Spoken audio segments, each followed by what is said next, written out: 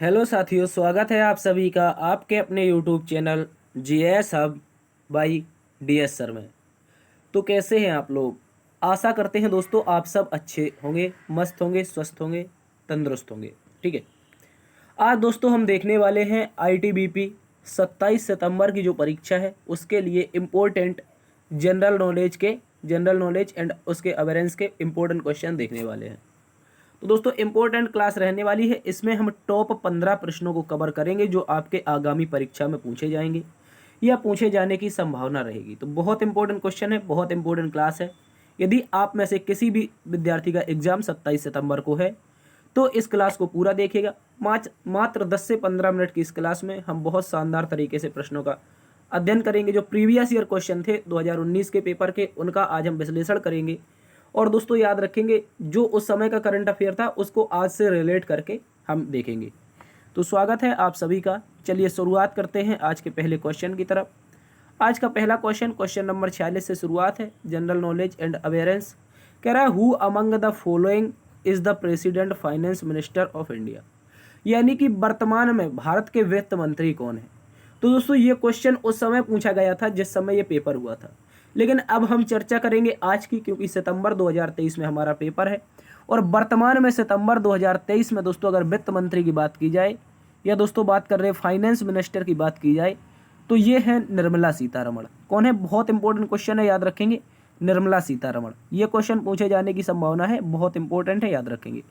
तो वर्तमान में ये है फाइनेंस मिनिस्टर। लेकिन उस समय जब क्वेश्चन पूछा गया था तो उस समय अरुण जेटली थे, जिनका अब हाल ही में निधन भी हो चुका है, पिछले वर्ष 2-3 वर्ष पहले। ठीक है, तो ये इसका राइट आंसर बनेगा निर्मला सीतारमण, क्योंकि हमने कहा था कि करंट अफेयर उस समय का था, आज से रिलेट करके देखेंगे तो आंसर बनाएंगे। ठीक है, अगर हम बात कर लेते हैं निर्मला सीतारमण की, दोस्तों याद रखेंगे ये भारत की पहली महिला वित्त मंत्री है जिन्होंने जो सदन है यानी कि जो बजट सत्र है उसमें अपना सबसे लंबा भाषण दिया था। ठीक है, इसको याद रखेंगे। चलिए चलते हैं अगले क्वेश्चन की तरफ। अगला क्वेश्चन दोस्तों पूछा गया था, इसरो के वर्तमान में प्रमुख कौन है। तो दोस्तों ये क्वेश्चन उस समय का था तो ये ऑप्शन तो गलत है, लेकिन वर्तमान में देखा जाए क्योंकि चंद्रयान 3 भारत ने सफलतापूर्वक लॉन्च किया है और इससे चंद्रयान 3 से क्वेश्चन बन सकता है या फिर पूछ सकता है कि इसरो के वर्तमान में प्रमुख कौन है, क्योंकि इसरो ने बहुत सारे कारनामे किए हैं। आदित्य 11 एक सूर्य मिशन था, वो भी लॉन्च किया है, चंद्रयान मिशन उसको सफलतापूर्वक लॉन्च किया है। ठीक है, तो इसरो के प्रमुख पूछा जा सकता है, याद रखेंगे। वर्तमान में इसरो के जो प्रमुख है वो 10वें नंबर के हैं, याद रखेंगे, ये इंपॉर्टेंट है। और इनका नाम है एस सोमनाथ। क्या नाम है? याद रखेंगे, एस सोमनाथ वर्तमान में इसरो के 10th प्रेसिडेंट है। इंपॉर्टेंट क्वेश्चन है, याद रखेंगे। कह रहा है who is the president chief of ISRO. तो याद रखेंगे इसका राइट आंसर बनेगा एस सोमनाथ। क्या बनेगा? एस सोमनाथ। चलिए चलते हैं अगले क्वेश्चन की तरफ। अगला क्वेश्चन दोस्तों क्वेश्चन नंबर 48 यानी क्वेश्चन नंबर आज का तीसरा है। कह रहा है टाइफाइड बुखार का कारण क्या होता है। देखिए दोस्तों, टाइफाइड बुखार होता है और टाइफाइड बुखार किसके कारण होता है, ये क्वेश्चन हमसे पूछा है। अगर साथियों बात कर लेते हैं हम टाइफाइड बुखार के कारण, ये बैक्टीरिया यानी जीवाणु से होता है, विषाणु से होता है, प्रोटोजोआ या फंगी से होता है। तो दोस्तों याद रखेंगे जो टाइफाइड बुखार होता है, ये टाइफाइड जो बुखार होता है ये बैक्टीरिया का मतलब क्या होता है दोस्तों, याद रखेंगे जीवाणु से होने वाला बुखार है। ठीक है, जीवाणु से होने वाला बुखार है टाइफाइड। जबकि प्रोटोजोआ से होता है दोस्तों मलेरिया बुखार। क्या होता है? याद रखेंगे, मलेरिया बुखार। ये भी इंपॉर्टेंट क्वेश्चन है, एग्जाम में पूछा जाता है। टाइफाइड किससे होगा? जीवाणु बैक्टीरिया से होगा, जबकि मलेरिया होगा आपका प्रोटोजोआ से। इसको भी याद रखेंगे। अगला क्वेश्चन एक और शानदार सा क्वेश्चन है, कह रहा भारत का राष्ट्रीय पक्षी क्या हो जाएगा। तो याद रखेंगे ये मोर हो जाएगा। इंपॉर्टेंट क्वेश्चन है, याद रखेंगे। ठीक है, अगला क्वेश्चन दोस्तों हमसे पूछा गया था, विश्व का निम्नलिखित में से सबसे बड़ा मरुस्थल कौन सा है। तो ये क्वेश्चन आज भी पूछा जा सकता है, क्योंकि बड़ा मरुस्थल था, उस समय भी था, आज भी है और भविष्य में भी रहेगा। तो ये क्वेश्चन तो जनरल अवेयरनेस का इंपॉर्टेंट क्वेश्चन है, याद रखेंगे। इसका राइट आंसर हो जाएगा सहारा मरुस्थल। और दोस्तों अगर हम चर्चा कर ले सहारा मरुस्थल की, तो ये अफ्रीका महाद्वीप में पड़ता है। कहाँ पर पड़ता है? याद रखेंगे, अफ्रीका महाद्वीप में।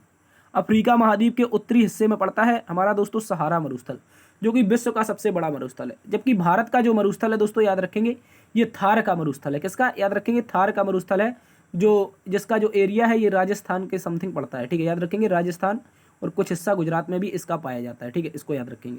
तो इंपॉर्टेंट क्वेश्चन है, विश्व का सबसे बड़ा अफ्रीका, जबकि भारत का सबसे बड़ा थार हो जाएगा। अगला क्वेश्चन दोस्तों हमसे पूछा है, निम्न में से कौन सा केंद्र शासित प्रदेश नहीं है। तो क्या पूछा है, कौन केंद्र शासित प्रदेश नहीं है। दोस्तों याद रखेंगे, वर्तमान में केंद्र शासित प्रदेशों की संख्या 8 है और इनमें से जो केंद्र शासित प्रदेश नहीं है वो नागालैंड नहीं है। क्या नहीं है? नागालैंड। नागालैंड दोस्तों भारत का एक राज्य है, एक राज्य है, इसकी जो स्थापना हुई थी नागालैंड की 1963 में हुई थी 13वें संविधान संशोधन के तहत। किसके तहत याद रखेंगे? 13वें कॉन्स्टिट्यूशनल अमेंडमेंट के तहत इसकी स्थापना होती है 1963 में। जबकि अन्य जो ऑप्शन है लक्षद्वीप है, पांडिचेरी है, दमन दीव, दादर नगर हवेली, ठीक है, ये सारे के सारे कुल मिलाकर के 8 भारत में केंद्र शासित प्रदेश यानी कि यूनियन टेरिटरी है, ठीक है, इसको याद रखेंगे। अगला क्वेश्चन एक मोस्ट इंपोर्टेंट क्वेश्चन है, ये पूछा जाता है आपसे एग्जाम में, ठीक है, याद रखेंगे, एमसीक्यू क्वेश्चन है, इसको याद रखना है। कह रहा है खरीफ की फसल की कटाई कब होती है? देखिए अभी तक हमसे क्या पूछता था? फसलों की बुवाई पूछता था, लेकिन अब की बार क्या पूछा है? खरीफ की फसल की कटाई। देखिए अगर हम बात कर लें खरीफ की फसल की, तो दोस्तों ये क्या होती है? याद रखेंगे, ये एक वर्षा की फसल होती है। कैसी होती है? वर्षा की फसल। और इस फसल में क्या आता है? धान आता है, बाजरा आता है, ज्वार आता है, ठीक है, याद रखेंगे। और इसकी बुवाई जो होती है जून जुलाई में होती है। कब होती है? बुवाई होती है जून जुलाई में, जबकि कटाई अक्टूबर नवंबर माह में होती है। जब दोस्तों रबी की फसल की बुवाई होती है, उसी समय खरीफ की फसल की कटाई होती है। इंपॉर्टेंट क्वेश्चन है, इसको भी याद रखेंगे। जबकि मार्च अप्रैल में जो बुवाई होती है फसल की, उस फसल का नाम है जायद की फसल। क्या नाम है दोस्तों? याद रखेंगे, जायद की फसल। और अक्टूबर नवंबर माह में किसकी बुवाई होती है? तो अभी हमने बताया था रबी की फसल की बुवाई होती है। लेकिन हमसे पूछा है खरीफ की फसल की कटाई, तो अक्टूबर नवंबर माह में ही हो जाएगी। देखिए जब खरीफ की फसल को काटेंगे तो उसके बाद क्या बो देते हैं? हम गेहूं बो देते हैं। जैसे हमने बाजरा काटा, कुमड़ा जो होता है उसको काट लिया, ठीक है, इसके अतिरिक्त जुंडी हुई उसको काट लिया, जैसे ज्वार कहते हैं। तो उसके बाद क्या बोते हैं? हम गेहूं बोते हैं, उसके बाद रागी बेते हैं, चना बेते हैं, मटर बेते हैं। तो ये सारी की सारी अक्टूबर नवंबर माह में होती हैं। लेकिन कटाई पूछा है खरीफ की, तो राइट आंसर अक्टूबर नवंबर बनेगा। अगला क्वेश्चन दोस्तों पूछा है निम्नलिखित में से कौन सा वन्य जीव अभ्यारण्य है? देखिए क्वेश्चन क्या पूछा गया है? वन्य जीव अभ्यारण्य। तो देखिए जिम कॉर्बेट ये एक नेशनल पार्क है, गोरुमारा ये भी एक नेशनल पार्क है जो कि बंगाल में स्थित है, पश्चिम बंगाल में, ठीक है। जबकि शिमला की बात की जाए तो हिमाचल प्रदेश की राजधानी है, चंपाहारी कुछ भी नहीं है। तो वन्य जीव अभ्यारण्य शिमला में कई स्थित हैं, उनमें से हो जाएगा वन्य जीव अभ्यारण्य शिमला में एक स्थित है। तो इसका राइट आंसर शिमला बनेगा, ठीक है, याद रखेंगे। जबकि national park Jim Corbett Uttarakhand में, गोरुमारा पश्चिम बंगाल में। चलते हैं अगले क्वेश्चन की तरफ। अगला क्वेश्चन दोस्तों कह रहा है पीली क्रांति किससे संबंधित है? देखिए पीली क्रांति की अगर बात करते हैं दोस्तों, ये तिलहन से संबंधित है। किससे? तिलहन से संबंधित है। बहुत इंपॉर्टेंट क्वेश्चन है, इसको याद रखेंगे। जिससे हम दोस्तों तेल निकालते हैं उसे तिलहन कहते हैं, याद रखेंगे, ठीक है। तो पीली क्रांति किससे संबंधित हो जाएगी? तिलहन से संबंधित हो जाएगी, ठीक है, इसको याद रखेंगे। अगला क्वेश्चन दोस्तों हमसे पूछ रहा था केसरीय समाचार पत्र की शुरुआत किसने की थी? एक एमसीक्यू क्वेश्चन है, इसको भी आप लोग याद रखेंगे। 1881-82 का दोस्तों समय होता है। 1881-82 का समय होता है और इस समय बाल गंगाधर तिलक के द्वारा केसरी और मराठा नामक पत्रिकाओं का क्या किया जाता है? संपादन शुरू किया जाता है, यानी कि पत्रिकाओं का संचालन शुरू किया जाता है। तो इसका राइट आंसर बनेगा केसरी जो पत्रिका है दोस्तों, ये पत्रिका हो जाएगी 1881 में बाल गंगाधर तिलक की, ठीक है, इसको याद रखेंगे। जबकि राजा राम मोहन राय की जो पत्रिका है दोस्तों, इसका नाम है संवाद कौमुदी, ये भी याद रखेंगे, संवाद कौमुदी। ये पत्रिका किसकी है? क्वेश्चन पूछ लेगा तो संवाद कौमुदी हो जाएगी राजा राम मोहन राय की, ठीक है, इसको याद रखेंगे। इंपॉर्टेंट क्वेश्चन है, याद रखना है आपको। चलते हैं अगले क्वेश्चन की तरफ। अगला क्वेश्चन पूछा है दोस्तों निम्न में से कौन एक चिकित्सक नहीं थे? क्या पूछा है? निम्न में से कौन एक चिकित्सक नहीं थे? Who among the following was not a physician, ठीक है, चिकित्सक के बारे में पूछा है। तो दोस्तों याद रखेंगे जो चारवाक थे ये एक क्या थे? ये एक फिजिशियन नहीं थे, यानी कि चिकित्सक नहीं थे। इनका कोई काम नहीं था फिजिशियन के क्षेत्र में, ठीक है। चिकित्सक की बात की जाए तो सुश्रुत एक चिकित्सक थे, चरक संहिता आपने पढ़ी होगी, ये चिकित्सक थे। धन्वंतरी जो कि विश्व के पहले चिकित्सक थे, जो समुद्र मंथन हो रहा था उसमें निकले थे, ये भी आपके पहले चिकित्सक थे, ठीक है। जबकि चारवाक जो था, ऑप्शन नंबर सी हमारा सही उत्तर बनेगा। चारवाक कोई चिकित्सक नहीं था, ये एक लेखक था और अनीश्वरवादी लेखक था। इसने चारवाक दर्शन की रचना की है। जो 14 प्रमुख दर्शन लिखे गए हैं उनमें से एक है चारवाक दर्शन। और चारवाक दर्शन में इसने बताया है जीवन का कोई मूल्य नहीं है, एक बार जन्म मिला है, जिंदगी अच्छे से जी लो, कुछ भी नहीं करना है, ठीक है। मतलब ये भगवान को बिल्कुल भी नहीं मानते थे, चारवाक ऋषि, ठीक है, इसको याद रखेंगे। चारवाक दर्शन की रचना की है। जबकि चिकित्सक कौन हो जाएंगे? सुश्रुत, चरक, धन्वंतरी, ये चिकित्सक थे। अगला क्वेश्चन दोस्तों हमसे पूछा है फुटबॉल टीम में कितने खिलाड़ी होते हैं? दोस्तों अगर बात कर लेते हैं फुटबॉल टीम की, तो एक ट्रिक याद रखनी है, HCF, ठीक है, क्या याद रखना है? HCF। हॉकी, क्रिकेट और फुटबॉल, क्या याद रखना है? हॉकी। इंपॉर्टेंट क्वेश्चन है, याद रखेंगे हॉकी के अतिरिक्त यहाँ पर हो जाएगा क्रिकेट, ठीक है, क्रिकेट हो जाएगा। और उसके अतिरिक्त क्या हो जाएगा दोस्तों? फुटबॉल। इन सभी में जो खिलाड़ियों की संख्या होती है दोस्तों 11 होती है। कितनी होती है? 11। बहुत इंपॉर्टेंट क्वेश्चन है, इसको आप लोग अच्छे से याद रखेंगे। जबकि जो कबड्डी होता है, क्या होता है? कबड्डी, इसमें जो खिलाड़ियों की संख्या होती है दोस्तों 7 होती है, इसको भी याद रखेंगे। चलिए चलते हैं अगले क्वेश्चन की तरफ। अगला क्वेश्चन दोस्तों हमसे पूछा कनाडा का राष्ट्रीय खेल क्या है। देखिए अगर बात कर लें कनाडा के राष्ट्रीय खेल की तो दोस्तों याद रखेंगे इसका राइट आंसर बनेगा आइस हॉकी। क्या बनेगा? Ice hockey. इंपॉर्टेंट क्वेश्चन है, याद रखेंगे, क्योंकि जो कनाडा देश है ये इसका जो अधिकांश हिस्सा है ये उत्तरी आर्कटिक क्षेत्र में पड़ता है और उत्तरी आर्कटिक क्षेत्र में हमेशा बर्फ जमी रहती है, इसलिए वहां के लोग क्या करते हैं? आइस हॉकी खेलते हैं। ठीक है, इसको याद रखेंगे। अगला क्वेश्चन दोस्तों आपसे पूछा गया है कि एयरफोर्स अकेडमी कहाँ स्थित है। देखिए ये अब क्वेश्चन अब नहीं पूछा जाएगा, क्योंकि उस समय का जो टाइम था उस समय एयरफोर्स अकेडमी केवल हैदराबाद में थी, लेकिन अब कई जगह खुल गई हैं, जैसे कानपुर है और आपके बेंगलोर है, बहुत जगह खुल चुकी हैं, तो ये क्वेश्चन अब से नहीं पूछा जाएगा। लेकिन उस समय इसका राइट आंसर क्या बना था? हैदराबाद।